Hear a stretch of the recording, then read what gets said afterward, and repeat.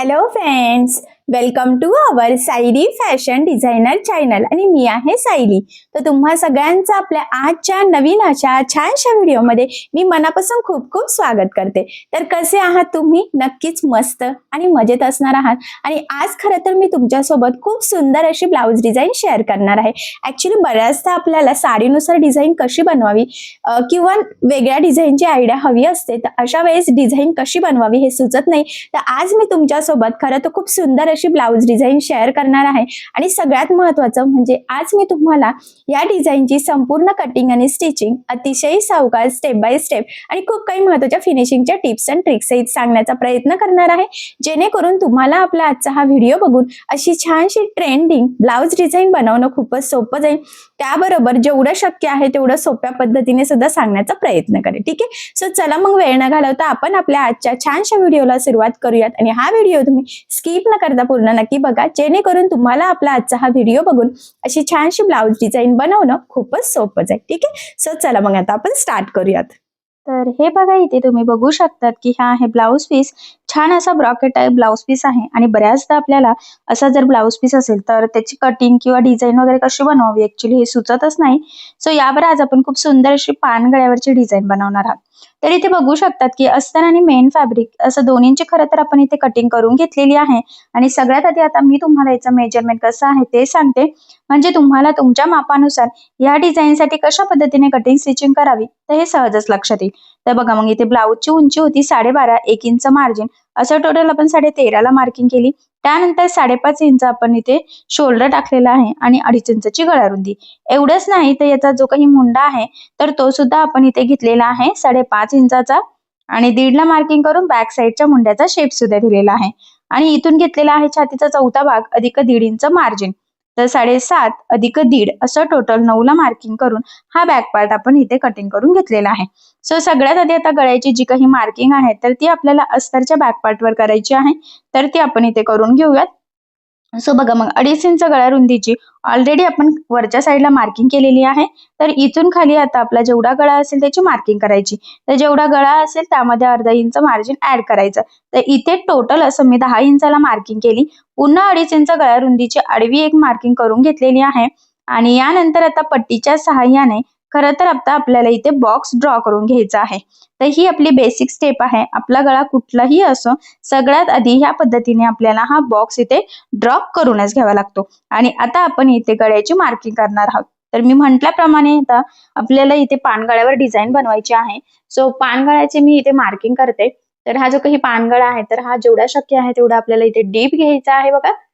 आणि या पद्धतीने खरं तर पानगळ्याची मार्किंग केलेली आहे. सो मी थोडासा डार्क करते, जेणेकरून ते तुमच्या इझिली लक्षात येईल आणि आपल्याला कटिंग करणं सुद्धा खरं तर सोपं जावं यासाठी. आणि बघा, आता पानगळा हा आपण बऱ्याचदा म्हणजे कॅनव्हास पेपर लावून स्टिच करत असतो, पण आज आपण कॅनव्हास पेपर न वापरताच ही जी काही डिझाईन आहे तर ही बनवणार आहोत खरं तर पानगळा. आणि ते सुद्धा एकदम छान प्रॉपर फिनिशिंग सहित. सो तुम्ही सुद्धा नक्कीच पानगळा बिना कॅनव्हास पेपरचा सुद्धा बनवू शकता. आता जी मार्किंग केलेली आहे एक्झॅक्टली त्यावरच इथे आपल्याला कटिंग करून घ्यायचं आहे. सो बघा, मग मी इथून डायरेक्ट कटिंग करून घेते जी मार्किंग आहे त्यावरच. कारण आता आपण जशी कटिंग करणार आहोत तर तसंच आपल्या गळ्याचा आकार सुद्धा पुढे त्यावर डिपेंड राहणार आहे. त्यामुळे अतिशय काळजीपूर्वक खरं तर इथे आपल्याला ही कटिंग करून घ्यायची आहे. सो बघा, मग एकदम प्रॉपर असं पानगळ्याचा जो काही कोपरा आहे ना खालचा, तर तो सुद्धा व्यवस्थित आपण इथे शेप ड्रॉ केलेला आहे.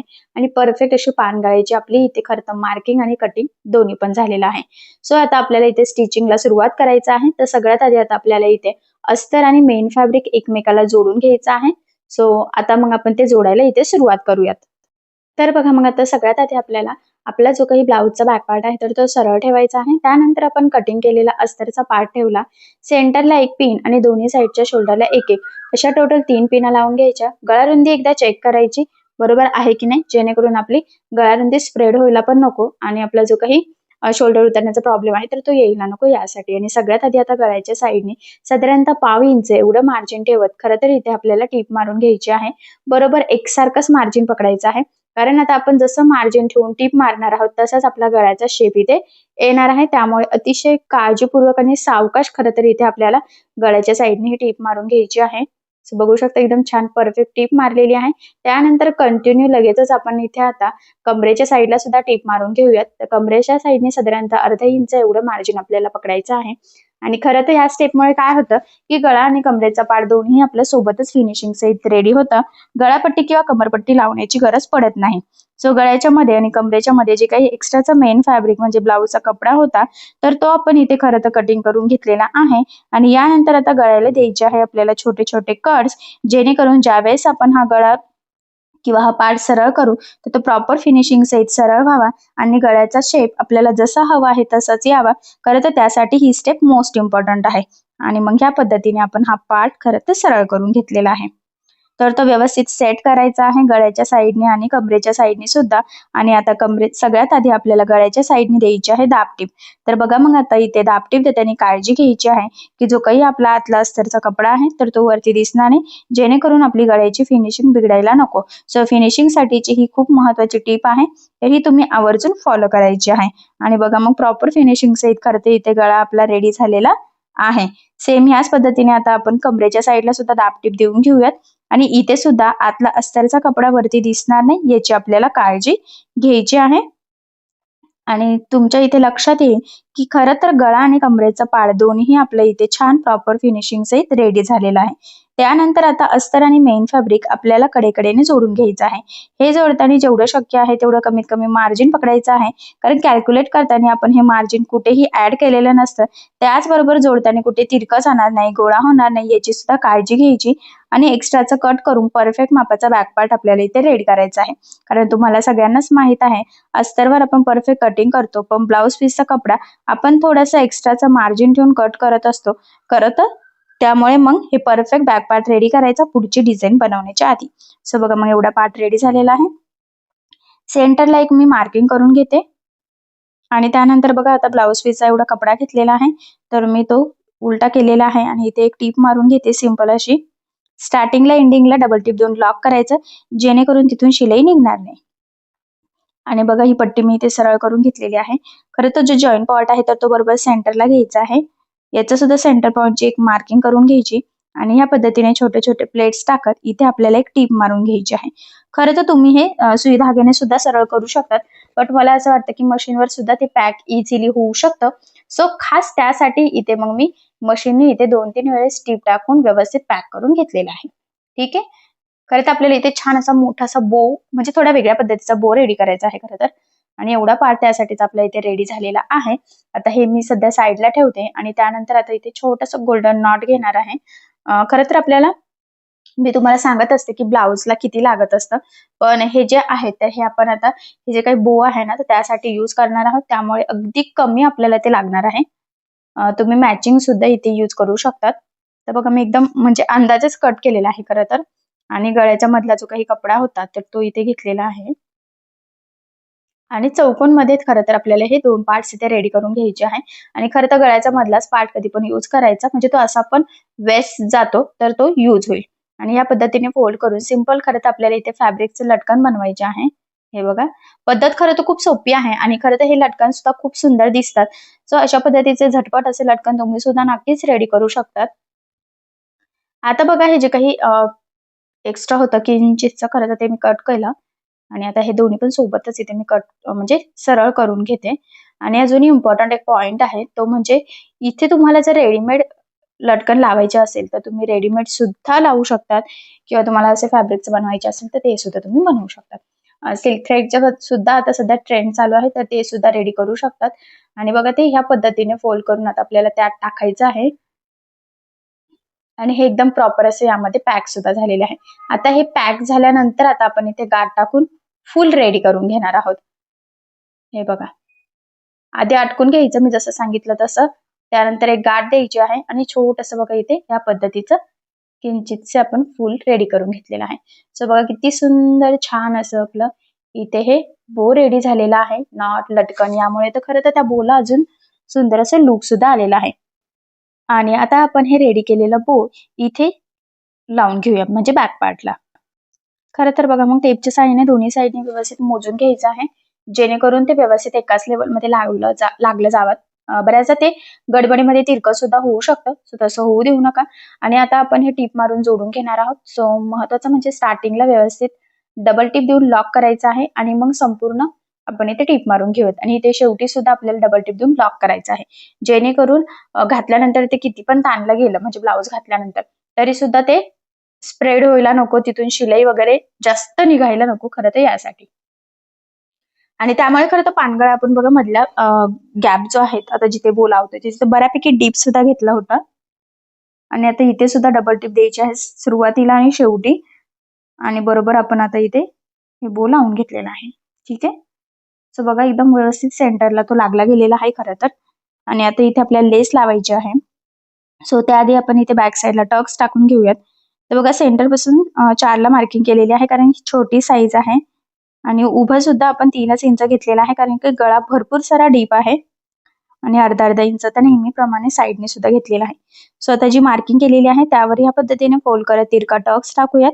टक्सला नेहमी डबल टिप द्यायची आणि एवढंच नाही तर सुरुवातीला आणि शेवटी सुद्धा लॉक करायचं, जेणेकरून तिथून शिलाई निघणार पण नाही आणि आपल्याला फिटिंगला सुद्धा ते व्यवस्थित बसावं खरं तर यासाठी. आणि बघा मग फायनली खरं तर दोन्ही साईडने आपण एकदम परफेक्ट प्रॉपर फिनिशिंग सहित इथे बॅक टक्स टाकून घेतलेले आहे. आता यानंतर इथे आपण एक लेस लावूयात. तर तुम्ही तुमच्या आवडीनुसार कुठलीही लेस इथे यूज करू शकतात. सो मी इथे गोल्डन कलरची ही लेस यूज करणार आहे. त्याचबरोबर सगळ्यात इम्पॉर्टंट म्हणजे लेसला नेहमी मॅचिंग धागा यूज करायचा, जेणेकरून फिनिशिंग सुद्धा खूप सुंदर यावी यासाठी. तर बघा मग मी छानशी लेस आता आपण इथे गळ्याला लावून घेऊयात. सो खूप छान ट्रेंडिंग ही लेस आहे, डिझायनर मस्त अशी. तर मी म्हटल्याप्रमाणे तुम्ही तुमच्या आवडीनुसार कुठलीही लेस लावू शकतात. मी इथेही गोल्डन छान समोसा लेस लावते. यामध्ये सुद्धा बरेचसे पॅटर्न आहेत बट मी हेच लावत आहे. सो बघा मग ती लावताना अगदी सावकाश आणि काळजीपूर्वक आपल्याला खरं तर गळ्याला ही लेस लावून घ्यायची आहे. इथे सेंटरला जो काही पानगळ्याचा शेप आहे तिथे सुद्धा ती लेस व्यवस्थित प्रेस करायची आहे फोल्ड करून, म्हणजे मग ती व्यवस्थित लागली जावे खरं तर यासाठी. कारण खरं तर बऱ्याचदा काय होतं की लेस व्यवस्थित लागली जात नाही, म्हणजे गळ्याचा आकार सुंदर येतो पण लेस प्रॉपर न लागल्यामुळे सगळं फिनिशिंग आणि लुक बिघडतं. सो तसं होऊ नये त्यासाठी अगदी काळजीपूर्वक आपल्याला इथे ही लेस लावून घ्यायची आहे. आणि जिथे कानेकोपरे आहेत तिथे व्यवस्थित फोल्ड सुद्धा करायचे आहे, खालीवर सुद्धा होऊन द्यायची नाहीये. एवढंच नाही तर आता ही जी काही लेस आहे तर इथे आपल्याला दुसऱ्या साईडला सुद्धा इथे टीप टाकून घ्यायची आहे. मी नेहमीच सांगत असते लेस जाड बारीक कशीही असो शक्यतो दोन्ही साईडने टेप टाकायचे. त्याचे 2-3 फायदे आहे. महत्वाचं म्हणजे लेस पॅक लागली जाते, त्यानंतर ती वरती तरंगत सुद्धा नाही आणि सगळ्यात इम्पॉर्टंट म्हणजे फिनिशिंग खूप सुंदर येते. सो बघा मग छान असं प्रॉपर फिनिशिंग सहित आपण इथे गळ्याला ही छान अशी ट्रेंडिंग डिझायनर लेस लावलेली आहे. आणि फायनली आपला हा बॅक पार्ट इथे पूर्ण स्टिच करून रेडी झालेला आहे. सो इथे सेंटरला इथे तुम्ही एखादा छोटासा पॅच बटन काहीही लावू शकतात, वरच्या साईडला लावलं तरी सुद्धा चालेल. ठीक आहे. तर बघा मग फायनली अगदी कमीत कमी टाइम मध्ये आपण पानगळ्यावर इथे खूप सुंदर झटपट तयार होणारी ही ब्लाउज डिझाईन बनवलेली आहे. आणि नक्कीच या छानशा ब्लाउज डिझाईनमुळे खरं तर आपल्या साडीला आणि ब्लाउजला खूप सुंदर असं लुक येईल. सगळ्यात इम्पॉर्टंट म्हणजे याची फिनिशिंग सुद्धा खूप सुंदर आलेली आहे. आणि संपूर्ण कटिंग स्टिचिंग करताना मी तुम्हाला फक्त कसं असतं ना, बऱ्याचदा डिझाईन बनवणंच इम्पॉर्टंट नसतं, ते प्रॉपर फिनिशिंग सहित सुद्धा बनवणं तितकंच गरजेचं असतं. तर आज मी तुम्हाला खूप साऱ्या टिप्स अँड ट्रिक्स सांगितलेल्या आहेत, जेणेकरून तुम्हाला आपला आजचा व्हिडिओ बघून फक्त डिझाईन बनवणंच नाही तर ती प्रॉपर फिनिशिंग सहित सुद्धा कशी बनवावी तर हे देखील सहज लक्षात यावं. सो अशी छानशी डिझाईन तुम्ही नक्की ट्राय करून बघा. नक्कीच या छानशा डिझाईनमुळे तुमच्या साडीला आणि ब्लाउजला सुद्धा खूप सुंदर असं लुक येईल. आय होप सो तुम्हाला आणि तुमच्या कस्टमरला अशी छानशी ट्रेंडिंग डिझाईन नक्कीच आवडली असेल. ठीक आहे. सो बघा मग फायनली खरं तर खूप सुंदर अशी डिझाईन तयार झालेली आहे. बघितल्यावरच लक्षात येत आहे की फिनिशिंग सुद्धा खूप छान आलेली आहे. आणि नक्कीच महत्त्वाच्या टिप्स अँड ट्रिक्स जर तुम्ही फॉलो केल्या तर तुम्हाला सुद्धा परफेक्ट असं फिनिशिंग आणि फिटिंग सहित अशी डिझाईन सहजच स्टिच करता येईल. सो नक्की ट्राय करून बघा. आणि जर यामध्ये तुम्हाला काही प्रॉब्लेम येत असेल तर मला कमेंट करून नक्कीच कळवा. मी तुमच्या प्रश्नाचे उत्तर देण्याचा नक्कीच प्रयत्न करेन. ठीक आहे. सो चला मग आता आपण आपला आजचा छानसा व्हिडिओ इथेच थांबूयात. आणि तुम्हाला आपला आजचा व्हिडिओ कसा वाटला हे मला कमेंट करून नक्की कळवा. त्याचबरोबर आपला व्हिडिओ आवडला असेल तर व्हिडिओला लाईक करायला विसरू नका. आणि असेच नवनवीन छानसे व्हिडिओज बघण्यासाठी आपल्या सायली फॅशन डिझायनर या चॅनलला सबस्क्राईब करा. आणि ज्या वेळेस तुम्ही सबस्क्राईब कराल त्यावेळेस त्यासमोरील बेल आयकॉन ही नक्की प्रेस करा. त्यामुळे काय होईल, जेव्हा मी नवीन व्हिडिओज टाकेल त्याचं नोटिफिकेशन तुम्हाला तुमच्या मोबाईलवर आहे. ठीक आहे. सो चला मग भेटूया पुन्हा नवीन अशा छानशा व्हिडिओमध्ये. तोपर्यंत टेक केअर, काळजी घ्या. आणि आपला आजचा व्हिडिओ शेवटपर्यंत पूर्ण बघितल्याबद्दल thank you so much. Bye bye.